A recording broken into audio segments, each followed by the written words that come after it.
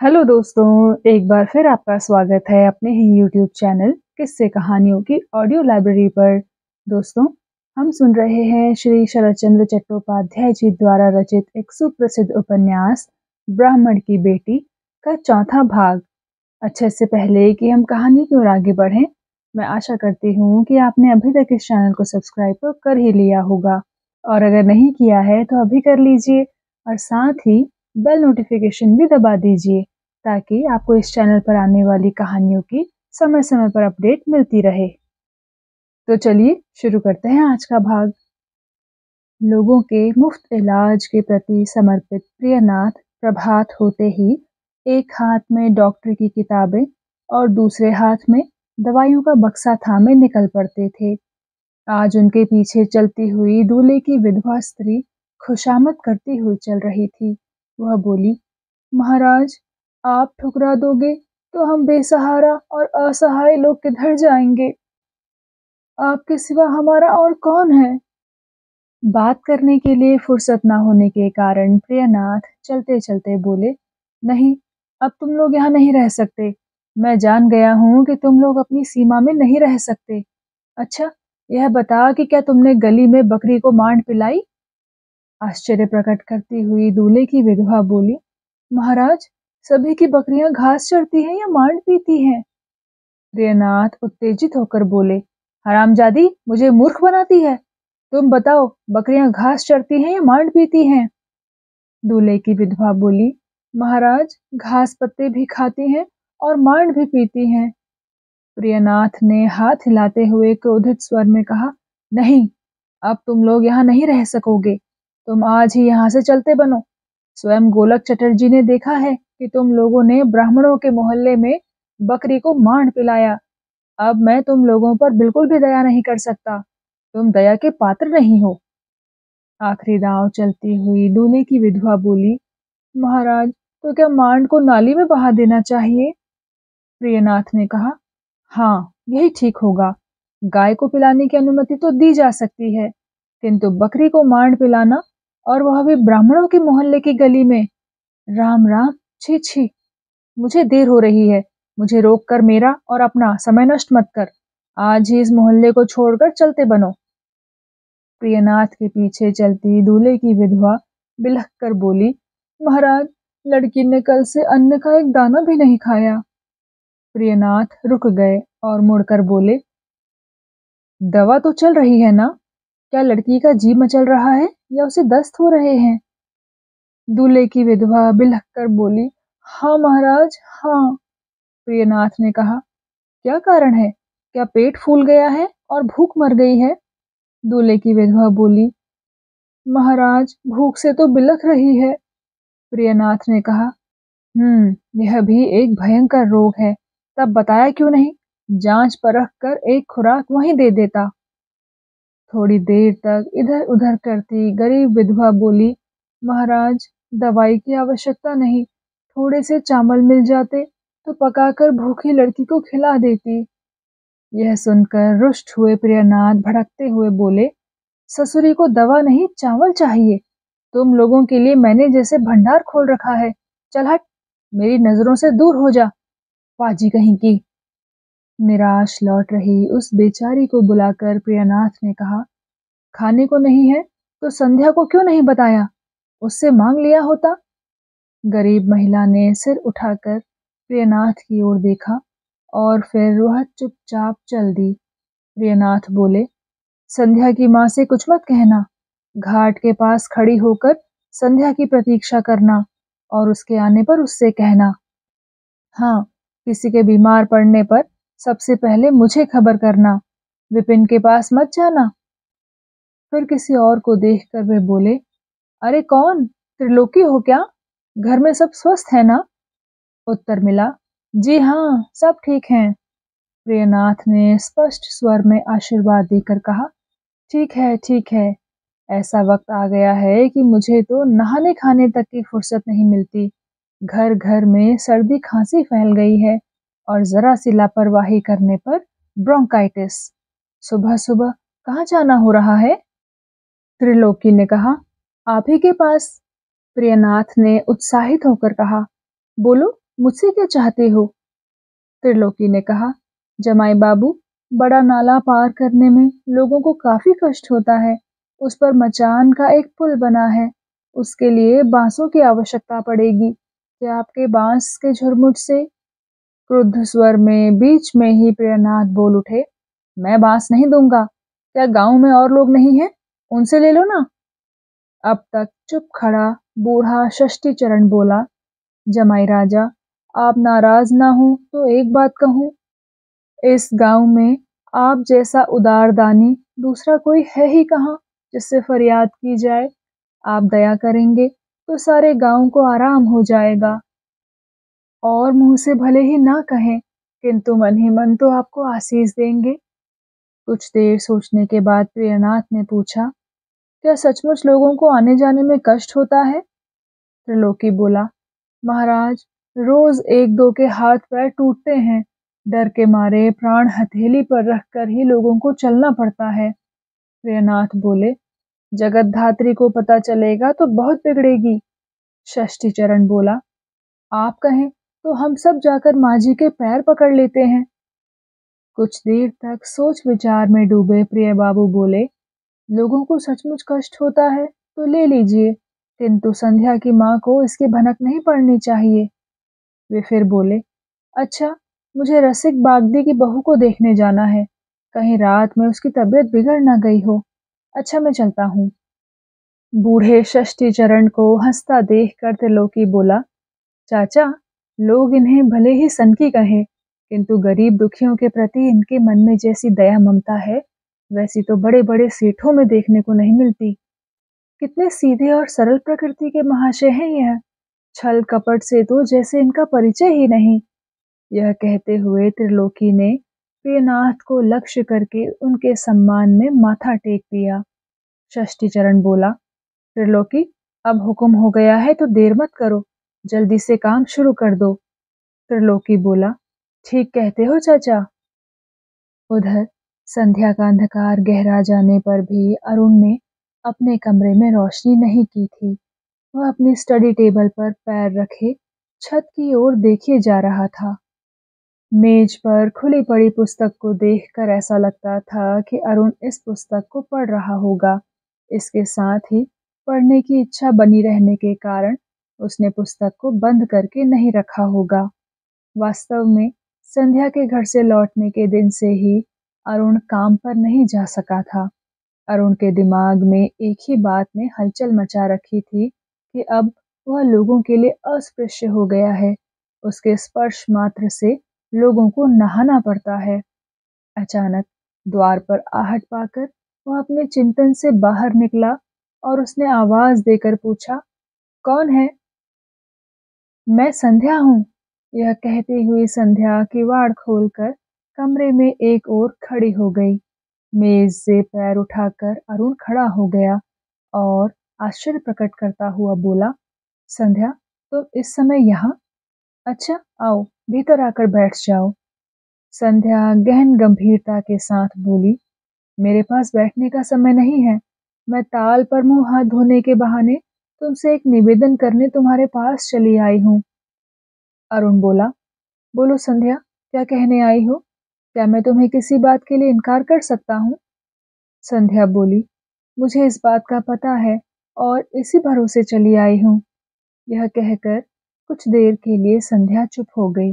फिर बोली, मुझे बाबूजी से मालूम हुआ कि तुमने उस दिन से, जब पिछली बार तुम घर आए थे, तब से काम पर जाना बंद कर दिया है। तुम घर से बाहर तक नहीं निकले। क्या इसका कारण बता सकोगे? अरुण बोला, मेरा स्वास्थ्य ठीक नहीं था तो काम पर कैसे जाता? संध्या ने कहा, स्वास्थ्य खराब होने पर काम धंधे पर ना जाना तो समझ में आता है, किंतु तुम्हारे संबंध में यह सत्य नहीं है। यदि सचमुच तुम्हारी तबीयत खराब होती तो तुमने बाबूजी से कहा होता। अरुण के चुप्पे पर संध्या भी कुछ देर के लिए चुप हो गई और फिर बोली, मुझे वास्तविकता की जानकारी है। अरुण भैया, मेरा तुमसे अनुरोध है कि तुम हमारे घर आने की सोचना तक नहीं। अरुण धीरे से बोला, सिर्फ तुम्हारे घर की नहीं, पूरे गांव की यह कहानी है।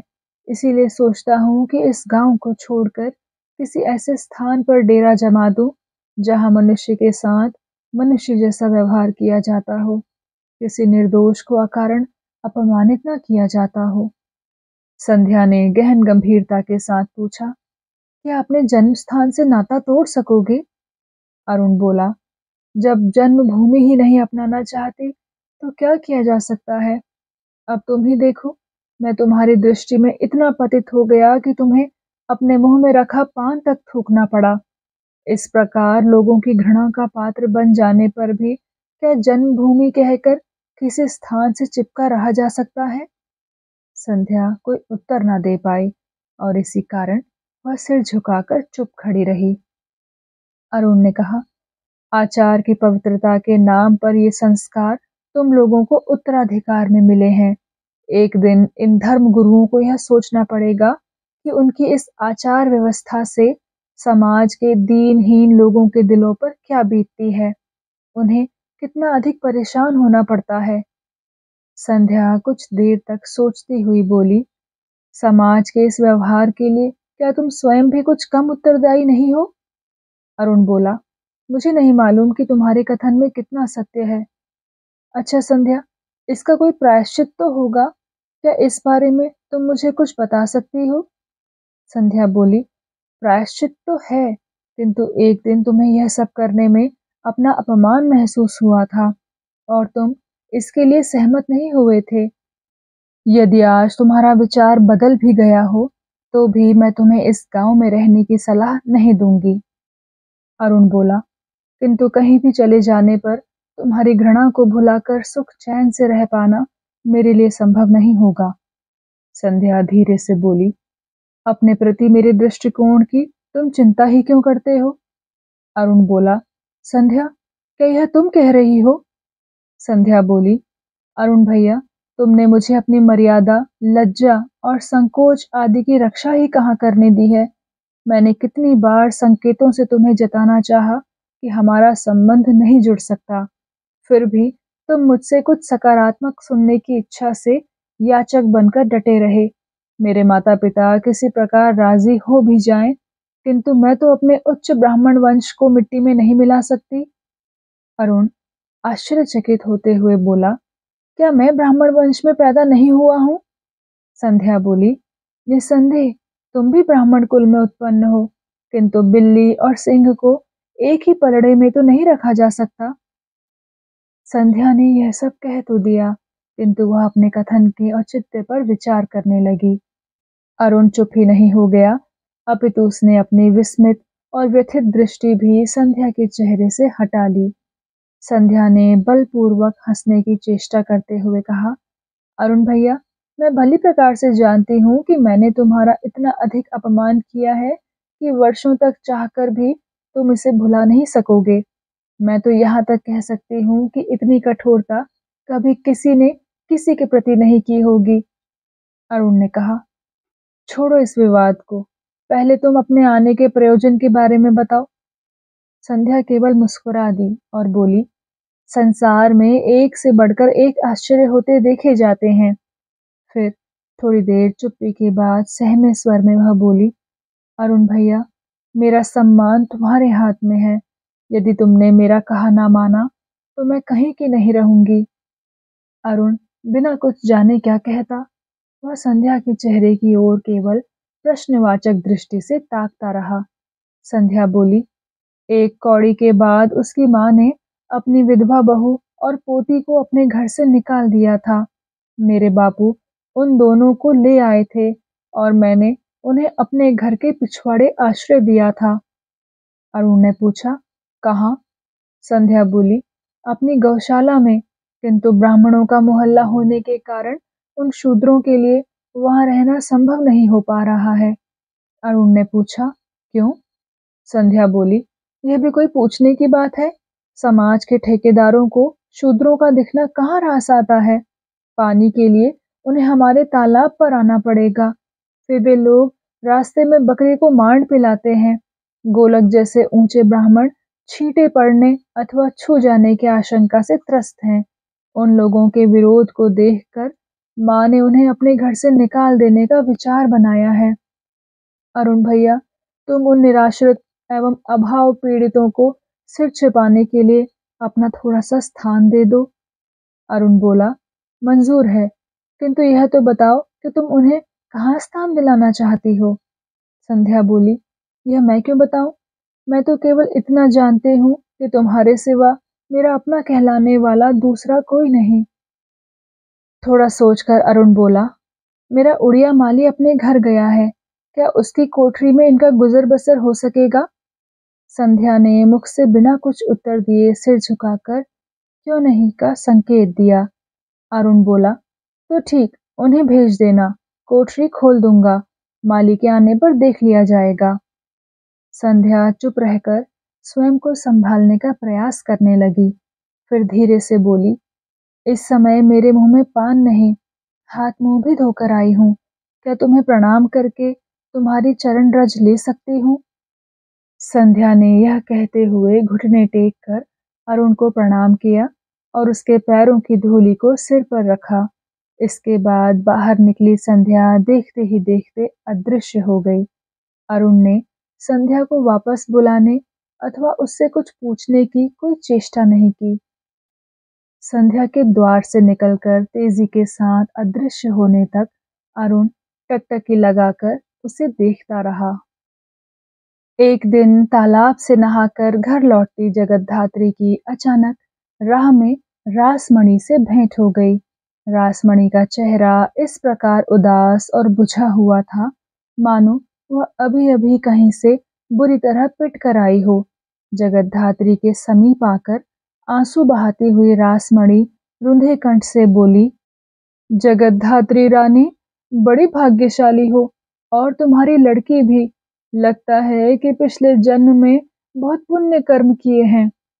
जगतधात्री इससे पहले कि कुछ समझ पाती, लड़की के उल्लेख से परेशान होती हुई बोली, मौसी, कुछ साफ साफ बता, तू कहना क्या चाहती है?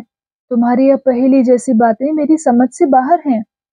रासमणि बोली, जो भाग्य तेरी लड़की लेकर आई है, उस पर तो सबका ईर्ष्यालु होना स्वाभाविक है। अब तो इन्हीं भीगे कपड़ों और बालों से भगवान को प्रणाम करके कृतज्ञता का प्रदर्शन कर। गणेश, दुर्गा आदि कुल देवता कुल देवियों का पूजन कर। हाँ, मेरा इनाम देना ना भूल जाना। मैं तो सोने की गोट लूंगी, यह बात ध्यान में रख ले। हैरान परेशान जगतधात्री बोली, बेसिर पैर की हाके जाओगी या कुछ साफ साफ बताओगी भी? रासमणि हंसती हुई बोली, जगतधात्री, साफ सुनना चाहती है तो सुन ले। तुम माँ बेटी के पिछले जन्म के पुण्यों का ही यह फल है। कहाँ तो लड़का मिलने की चिंता से दिन रात घुल रही थी, कहाँ अब पूरे गांव पर शासन करेगी। यह सुनकर जगतधात्री आंखें फाड़कर रासमणि को देखने लगी। रासमणि अपनी रौ में कहती गई, जगतधात्री, मुझे भी पहले विश्वास नहीं हुआ था। ऐसा सोचना भी मुझे तो एक सपने जैसा लगता था, किंतु बधाई हो, यह सत्य है। जगतधात्री ने कठोर स्वर में कहा, मौसी, तुम्हारी बकबक सुनते सुनते मैं परेशान हो गई हूँ। सीधे तौर पर साफ साफ क्यों नहीं कहती? जगतधात्री के हाथ को अपने हाथ में लेकर धीरे से उसके कान में रासमणि ने कहा, जगतधात्री, इस बात को अभी अपने तक रखना, हवा न लगने देना। विघ्न बाधा डालने वाले अपना रंग दिखाने पर उतारू हो जाते हैं। चटर्जी भैया को केवल मुझ पर भरोसा है, इसलिए आज सुबह उन्होंने मुझे बुलाकर कहा कि संध्या की माँ को सूचित कर दे कि उसे लड़की के बारे में चिंता करने की कोई आवश्यकता नहीं है। मैं उसका हाथ थामने के लिए तैयार हूँ। अब वह अपनी टांग पर टांग रखकर चैन की नींद सोए। मैंने गंभीरता के साथ सोच विचार कर यह निर्णय लिया है। इससे एक तो ब्राह्मण के वंश धर्म की रक्षा हो जाएगी और दूसरे गांव की लड़की गांव में ही रह जाएगी। रासमणि की बात पूरी होने से पहले ही जगतधात्री पछाड़ खाकर धरती पर गिर पड़ी। रासमणि ने पूछा, क्या हुआ जगतधात्री? जगतधात्री स्वयं को संभाल कर बोली, मौसी, लगता है कि तुमने धूप में बाल सफेद किए हैं, नहीं तो गोलक मामा के मजाक को तुम इतनी गंभीरता से न लेती। क्या 4 जनों द्वारा उठाए जाने को तैयार बूढ़ा दूल्हा बनेगा? रासमणि बिना झेपे अपनी बात कहती रही, बेटी, मर्द की भी कभी आयु देखी जाती है। स्वास्थ्य अच्छा हो तो 70 की आयु का मर्द 17 वर्ष की छोकरी से विवाह रचाता है। बेटी, मुझे भी पहले यह मजाक लगता था, किंतु गोलक न कभी हल्की बात करता है और ना ही झूठ बोलता है। उन्होंने पूरी गंभीरता से यह सब कहा है। मैं तो आशीर्वाद देती हूँ कि यह संबंध स्थिर हो जाए। इसे अपना सौभाग्य समझो बेटी। जाओ, घर जाकर आनंद मनाओ। जड़ बनी जगतधात्री चुपचाप खड़ी रही। उसके पैरों के नीचे से मानो धरती खिसक गई थी। रासमणि ने जगतधात्री के चेहरे को देखे बिना कहना जारी रखा। वह बोली, इसी अगहन के महीने में विवाह हो जाना चाहिए। इसके बाद अच्छा लगन नहीं निकलता है। यह गोलक भैया की इच्छा है। लड़की भी तो अप्सराओं से बढ़ चढ़कर है। बड़े बड़े ऋषि मुनियों का मन भी डुला सकती है। फिर चटर्जी भैया तो एक साधारण मनुष्य ही है। इसके बाद वह फिर बोली, बेटी तू गीले कपड़ों में काफी देर से खड़ी है। जा, घर जाकर कपड़े बदल। मैं तुम्हारे घर आकर सारी बातें करूंगी। यह कहकर रासमणि अपने घर की ओर चल दी और जगतधात्री लड़खड़ाते पैरों से अपने घर आ गई। घर पहुंचकर ठाकुर द्वारे के बाहर बैठकर वह टप टप आंसू बहाने लगी। इकलौती लड़की संध्या जहाँ अपने माँ बाप की लाडली है, वहाँ रूप सौंदर्य और गुण बुद्धि में भी अप्रतिम है। गोलक को अपनी लड़की सौंपने की अपेक्षा वह उसे कुएं में धकेल देना अधिक बेहतर समझती है। गोलक लड़की के नाना की आयु का है। ऐसे बूढ़े से लड़की को ब्याहने से अच्छा तो उसकी हत्या कर देना है। जगतधात्री इस सत्य को भली प्रकार समझती है, किंतु मुंह से ना निकालते ही नहीं बनता, क्योंकि कुलीन ब्राह्मण परिवारों में तो यह सब चलता ही है। उसके सामने इस प्रकार के अनेक उदाहरण हैं, इसलिए वह अत्यधिक व्यथित, चिंतित और परेशान है। लगातार रो रही है। उसे डर है कि कहीं ऐसी स्थिति न आ जाए कि इस नर पिशाच से पीछा छुड़ाना ही कठिन हो जाए। एक पत्र को पढ़ती हुई भीतर प्रविष्ट होते हुए संध्या ने आवाज दी, माँ, कहाँ हो तुम? जगतधात्री तुरंत ही आंसू पोंछकर सामान्य बनने की चेष्टा करती हुई बोली, हाँ, कहो बेटिया, क्या बात है? माँ के रुंधे गले से चौंकती हुई संध्या ने समीप आकर धीरे से सहानुभूति दिखाते हुए पूछा, माँ, क्या हुआ है? माँ लड़की के सामने से अपना चेहरा हटाती हुई बोली, कुछ भी तो नहीं हुआ। संध्या ने माँ के और अधिक समीप आकर अपने आंचल से उसके आंसू पोंछते हुए कहा, क्या बाबूजी ने कुछ उल्टा सीधा कह दिया है? जगतधात्री ने कहा, नहीं तो। माँ के कथन पर विश्वास न करती हुई संध्या माँ के समीप बैठ गई और दार्शनिक शैली में बोली, माँ, सबको सदैव मनचाहा नहीं मिलता। इसमें दुख मनाने वाली कोई बात नहीं। एक बात और, जब सब लोग बाबूजी को सनकी कहते हैं, तो तुम भी उन्हें ऐसा समझकर उनके सुने को अनसुना क्यों नहीं कर देती हो? जगतधात्री बोली, लोगों का क्या आता जाता है। वे जिसे जो समझना कहना चाहें स्वतंत्र हैं, किंतु मैं ऐसा समझ भी लूं तो क्या मुझे उनकी जलीकटी सुनने से मुक्ति मिल जाएगी? संध्या आज तक यह नहीं समझ पाई थी कि किसकी जलीकटी को सुनकर सुनने वाले के मन पर क्या बीतती है, उसे कैसी गहरी वेदना झेलनी पड़ती है। आज भी उसकी स्थिति वही थी। अतः संध्या आज भी माँ की बात सुनकर अपने निरीह, सरल, परोपकारी और लोक सेवा के प्रति समर्पित पिता का बचाव करती हुई बोली, माँ, यदि मेरे वश में होता तो मैं पिताजी को लेकर ऐसे किसी वन्य प्रांत अथवा पर्वतीय प्रदेश में चली जाती जहाँ पिताजी का ऐसे लोगों से पाला ही ना पड़ता। लड़की की थोड़ी को चूमकर जगतधात्री हंसती हुई बोली, पिता के लिए तेरी यह चिंता और भावना सचमुच प्रशंसनीय है, किंतु मेरे लिए तो उससे आधा स्नेह भी नहीं, मानो मैं तुम्हारी सौतेली माँ हूँ। संध्या बोली, अच्छा तो माँ, क्या तुम समझती हो कि मैं तुम्हें प्यार नहीं करती? जगतधात्री बोली, किंतु पिता के लिए तो तू अपने प्राण न्यौछावर करने को तैयार रहती है। मेरा ऐसा भाग्य कहाँ। अब इसी एक बात को देख ले। तुझे भली प्रकार मालूम है कि तुम्हारे बाबूजी की दवाई से किसी रोगी को कोई लाभ नहीं होता। फिर भी बाबूजी की दवा के सिवा और किसी की दवा लेने को तैयार नहीं।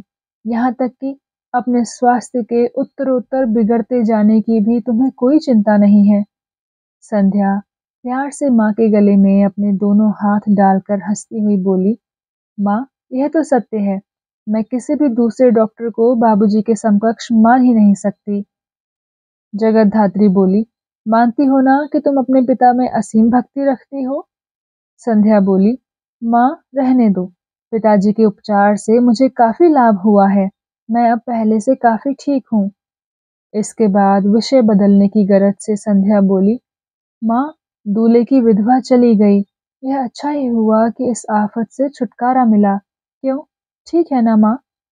आश्चर्य प्रकट करती हुई माँ ने पूछा, कब गई? संध्या बोली, ठीक से मालूम नहीं, शायद सवेरा होते ही चली गई है। संध्या के भोलेपन का अभिनय माँ को छल न सका। उसने पूछा, तुझे तो यह मालूम ही होगा कि वह कहाँ गई है? संध्या ने उदासीनता और बेपरवाही से कहा, शायद अरुण भैया ने उसे अपनी कोठी के पीछे बाग में जगह दे दी है। वहां उड़िया माली की एक कोठरी खाली पड़ी थी, वही उसे दे दी गई है। माँ ने पूछा, अरुण के पास तूने उसे भेजा होगा? संध्या मन ही मन इस उलझन से मुक्त होने का उपाय सोचने लगी। असत्य का आश्रय लेती हुई वह बोली, अरुण भैया के पास मैं किसी को क्यों भेजने लगी? इस बारे में मुझे कुछ भी मालूम नहीं। इसके बाद इस विषय की चर्चा से माँ का ध्यान हटाने की नीयत से संध्या ने अपने हाथ में थामा पत्र माँ के सामने रख दिया और बोली, असल बात जो तुम्हें बतानी थी वह तो बताई नहीं। मेरी सन्यासिनी दादी का यह पत्र आया है। वह कभी झूठ नहीं बोलती। इससे लगता है कि वह यहाँ साथ रहने के लिए आ रही है। जगत धात्री ने पूछा, सासू माँ का पत्र है क्या? कब आ रही हैं वे? यही सासू माँ काशी छोड़कर कभी एक दिन के लिए इधर आने को सहमत नहीं हुई थी। जगत धात्री ने इकलौती बेटी संध्या के विवाह में सम्मिलित होने के लिए बहुत अनन्य विनय की थी। सास कन्यादान का पुण्य लेने को तो सहमत नहीं हुई थी, किंतु उसने विवाह में सम्मिलित होने का अनुरोध मान लिया था। संध्या अपने विवाह के उल्लेख से शर्माती हुई बोली, माँ, अपने पत्र के उत्तर को स्वयं पढ़ लो ना। इसी के साथ पत्र माँ के हाथ में देकर संध्या बोली, माँ, अभी तक तुमने गीली धोती ही पहन रखी है। मैं अभी तुम्हारे सूखे वस्त्र लाई। कहती हुई संध्या तेजी से चली गई। पत्र को माथे से लगाकर जगत धात्री स्वयं से बोली, माँ, बहुत दिनों के बाद तुम्हारा चित्र द्रवित हुआ है। यह कहती हुई वह धीरे से ठाकुर द्वारे की ओर चल दी। इसी बीच प्रियनाथ ऊंचे स्वर में चिल्लाते हुए घर में प्रविष्ट हुए। वे बोले जा रहे थे, 2 दिन देखने नहीं जा पाया तो हाइपोकॉन्ड्रिया ने जोर पकड़ लिया। जगत धात्री की अपने पति से प्रायः बातचीत होती ही नहीं थी, किंतु आज अचानक 12 बजे उनके घर आ जाने और बड़बड़ाने पर उसने पूछ ही लिया, किसे क्या हो गया है? प्रियनाथ बोले, अरुण को हाइपोकॉन्ड्रिया हो गया है। मेरी जांच परख में मीन मेख निकालना किसी के बाप के भी बस में नहीं है। विपिन तो इस रोगवाचक शब्द के अर्थ तक को नहीं जानता होगा। अरुण का नाम इस चर्चा से न जुड़ा होता तो जगत धात्री इस बातचीत में रुचि न दिखाती, किंतु अब स्थिति भिन्न थी। उसने उत्सुक होकर पूछा, क्या हुआ अरुण को? प्रियनाथ ने कहा, अभी तो सब बताया है, किंतु इस शब्द के अर्थ को जब ठीक से अरुण ही नहीं समझ सका तो तुम लोग क्या समझोगे? विपिन थोड़ी बहुत प्रैक्टिस तो करता है, फिर भी इस रोग के बारे में वह कुछ नहीं जानता। सब लोग अपना माल असबाब बांध रहे थे। जमीन जायदाद बेचकर इस स्थान को छोड़कर किसी दूसरे स्थान पर जाने की तैयारी चल रही थी। हारान कुंडू को सूचना दे दी गई थी कि संयोगवश मैं वहां पहुंच गया। अब क्या करूं? जहां एक दिन जाना नहीं हो पाता वहीं की स्थिति बिगड़ जाती है। मैं अकेला आदमी ठहरा, जाऊं भी तो कहां कहां जाऊं? अरे संध्या बेटी, जरा मेडिका मेटेरिया पुस्तक तो ला दे ताकि अरुण के लिए दवाई का चुनाव कर सकूं। पिता की आवाज सुनकर एक मोटी सी पुस्तक हाथ में लिए संध्या बोली, आए पिताजी। जगत धात्री व्याकुल होकर अपने पति से बोली, ठीक से बताओ अरुण को क्या हुआ है? प्रिय बाबू चौंक कर बोले, बताया तो है, वह मनोरोग से ग्रस्त हो गया है।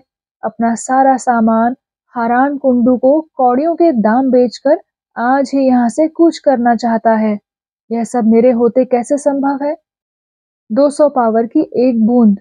यह सुनकर संध्या का चेहरा बुझ गया। जगतधात्री व्याकुल कंठ से बोली, सारी संपत्ति बेचकर गांव छोड़ने की बात करना तो पागलपन का लक्षण है। प्रियनाथ ने हाथ के संकेत से कहा, इसे पूरे तौर पर पूरा पागलपन नहीं कहा जा सकता। पागलपन को इंसैनिटी कहते हैं और उसकी औषधि अलग है। हाँ, विपिन के लिए इस अंतर को समझना अवश्य सहज नहीं। जगतधात्री लड़की की ओर देखने के बाद पति को घूरती हुई दृढ़ स्वर में बोली, मुझे तुम्हारी बेकार की बातों को सुनने में कोई रुचि नहीं। सीधे सीधे यह बताओ कि क्या अरुण ने गांव छोड़ने का मन बना लिया है? प्रिय बाबू बोले, ऐसा था और इस दिशा में तैयारी चल रही थी, किंतु। जगतधात्री बोली, क्या हारान कुंडू से सारी संपत्ति खरीदने की बातचीत कर ली गई है? प्रिय बाबू बोले, हाँ, उस पाजी के तो पौ 12 हो रहे हैं, किंतु मैं। जगतधात्री बात को बीच में काट कर बोली, अच्छा, क्या इस तथ्य की जानकारी गांव के अन्य लोगों को भी है? प्रिय बाबू ने उत्तर दिया, मेरे सिवा किसी भी अन्य व्यक्ति को कुछ मालूम नहीं। जगतधात्री बोली, क्या तुम मेरा एक काम करने की कृपा करोगे? अरुण को केवल यह कहना कि तुझे चाची ने इसी समय घर पर बुलाया है। संध्या चुपचाप खड़ी सब सुन रही थी। उसने एक भी शब्द मुंह से नहीं बोला था। जगतधात्री की दृष्टि उस पर गई तो वह यह देखकर चकित हो गई कि लड़की का चेहरा उतर गया है, उसके होंठ कांप रहे हैं और उसका अंग अंग शिथिल हो गया है। फिर भी वह संभल कर दृढ़ स्वर में बोली, माँ, उन्हें यहाँ बुलाकर क्या एक बार फिर अपमानित करना चाहती हो? उन्होंने तुम्हारा क्या बिगाड़ा है जिसका दंड तुम उन्हें देना चाहती हो? माँ ने चकित होकर पूछा, संध्या, यह अपमान किए जाने की बात कहाँ से आ गई? संध्या बोली, माँ, मैं नहीं चाहती कि तुम उन्हें अपने घर पर बुलाओ। जगतधात्री ने कहा, क्या घर बुलाकर सुख दुख बांटना भी कोई अपराध है? संध्या बोली, माँ, उनके सुख दुख से हमें क्या लेना देना? वह चाहे इस गांव में रहे या यहाँ से चले जाए, हमें इससे क्या अंतर पड़ता है? तुम उनके बारे में इतनी परेशान क्यों हो रही हो? फिर पिता की ओर उन्मुख होकर वह बोली, पिताजी, आपको उन्हें बुलाने के लिए जाने की कोई आवश्यकता नहीं। इसके बाद वह माँ से दृढ़ शब्दों में बोली, यदि तुमने हट नहीं छोड़ा तो मैं उनके आने से पहले ही तालाब में डूब मरूंगी। यह कहती हुई संध्या माँ के उत्तर की प्रतीक्षा किए बिना ही वहां से दूर चली गई। जगतधात्री चिंतित विस्मित होने से जड़ बनी वहीं खड़ी रही। प्रियनाथ उच्च स्वर में बोले, बेटी, पुस्तक दे जाती तो मैं उचित औषधि ढूंढ लेता। संध्या ने लौटकर पुस्तक ला दी और प्रियनाथ पुस्तक में से दवा ढूंढने में व्यस्त हो गए। कुछ देर की चुप्पी के बाद जगतधात्री अपने पति से बोली, क्या तुमने लड़की को कुंवारी रखने की ठान ली है? प्रिय बाबू बोले, ऐसी बात क्यों कहती हो? उसका विवाह होगा और अवश्य होगा। जगतधात्री ने पूछा, आखिर कब होगा? जब बूढ़ी हो जाएगी तब? प्रियनाथ करके रह गए। जगतधात्री बोली, एक दिन रसिकपुर क्यों नहीं चले जाते? विशिष्ट दवा पर उंगली रखकर प्रियनाथ ने पूछा, क्या वहां किसी को कोई कष्ट है? क्या किसी ने संदेश देकर बुलाया है? जगतधात्री ठंडी सांस छोड़कर बोली, जयराम मुखर्जी के नाती के साथ बात चल रही थी ना, जाकर एक बार लड़के को देख तो आओ। प्रियनाथ बोले, जाना भी चाहूं तो कब जाऊं? एक समय भी यहाँ मेरे न रहने पर लोग कितने अधिक परेशान हो जाते हैं। और उनका हाल तो तुम्हें मालूम है। चटर्जी का आदमी भी उसकी साली की जांच के लिए बुलाया गया है। जगतधात्री ने आश्चर्य से पूछा, ज्ञानदा को क्या हो गया है? प्रियनाथ बोले, खान पान की बदपरहेजी से अपच हो गया लगता है। इससे उसका जी मचलाता है। और उनके पास से लौटता हुआ ज्ञानदा को देखता आऊंगा। जगतधात्री बोली, चटर्जी के यहाँ डॉक्टरों की कोई कमी नहीं है। तुम अपने कर्तव्य कर्म को महत्व दो। रसिकपुर जाकर एक बार लड़के को देख आओ, फिर जो मन में आए वह करते रहो। पत्नी की विह्वलता से द्रवित प्रियनाथ थोड़ा होश में आए और धीमे से बोले, देखना क्या है? सुना है लड़का एकदम आवारा है। जगतधात्री आंसू बहाते हुए बोली, नशा करता है, आवारागर्दी करता है तो क्या? उससे विवाह करके लड़की सुहागिन तो बन जाएगी। जब मुझे मेरे माँ-बाप ने तुम जैसे आदमी के हाथ सौंप दिया, तो तुम्हें अपनी लड़की उस लड़के को सौंपने में क्या आपत्ति है? यह कहती हुई वो अपने आंचल से आंसू पोंछकर बाहर की ओर चल दी। प्रियनाथ कुछ देर तक जड़ बने बैठे रहे, फिर गहरी सांस छोड़कर स्वयं से बोले, दो-दो रोगियों की चिकित्सा करनी है।